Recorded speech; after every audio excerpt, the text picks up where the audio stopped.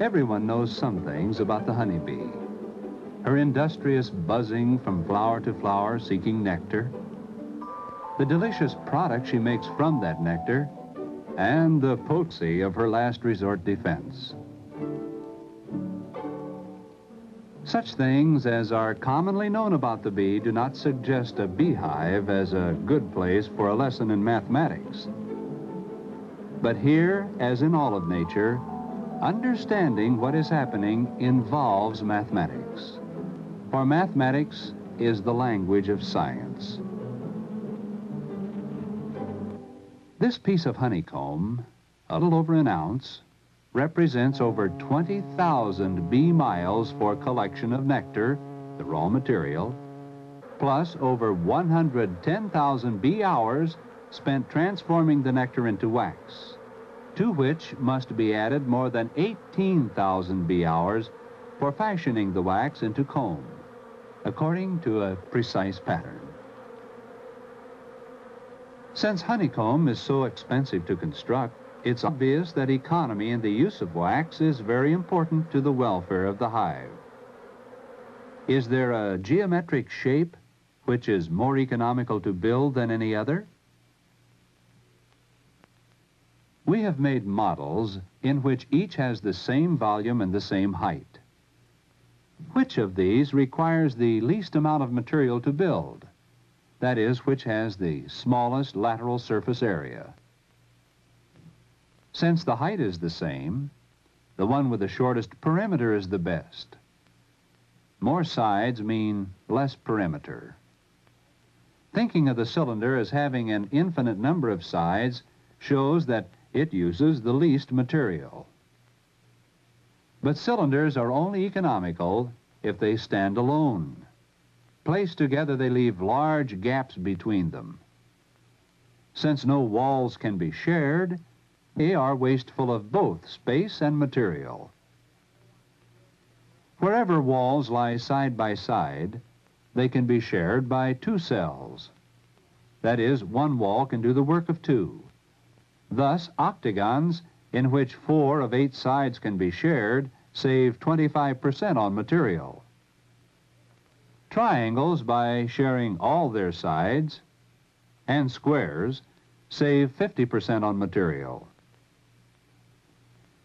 Therefore, when we consider the savings possible through the sharing of sides, the material needed to construct cylinders does not change.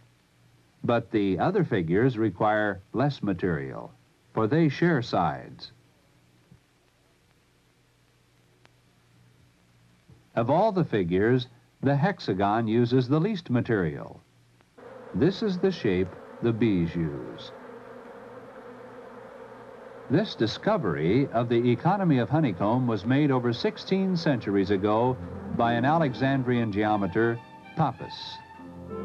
What he and others have learned about honeycomb has been applied to build the largest grain elevator in the world.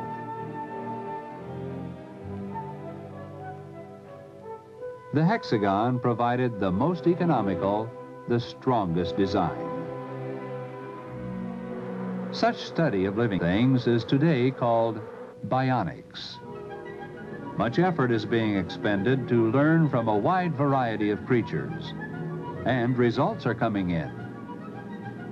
Study of the eye of a beetle has resulted in a device installed on planes which measures their ground speed more accurately than had been possible before. Study of the common housefly has given us a new, extremely rugged gyroscope. Indeed, there seems to be no area in which men cannot learn from the abilities and organs which God has given to his creatures. And in practically every instance, mathematical calculations are involved in understanding the animals and in applying what we learn. There is much more we can learn from honeycomb. A structural engineer can show us other advantages of the hexagon among all the patterns the bees might have used. When certain transparent plastics are placed in a polariscope and a stress applied, colored patterns appear. The series of rainbow changes are most numerous where the stress is most concentrated, as at the corner of the notch, the weakest point on the bar. The stress patterns from various geometric shapes are most revealing. What if bees had built square cells? One of the drawbacks of square cells is that a load along a partition is not readily transferred to adjacent partitions.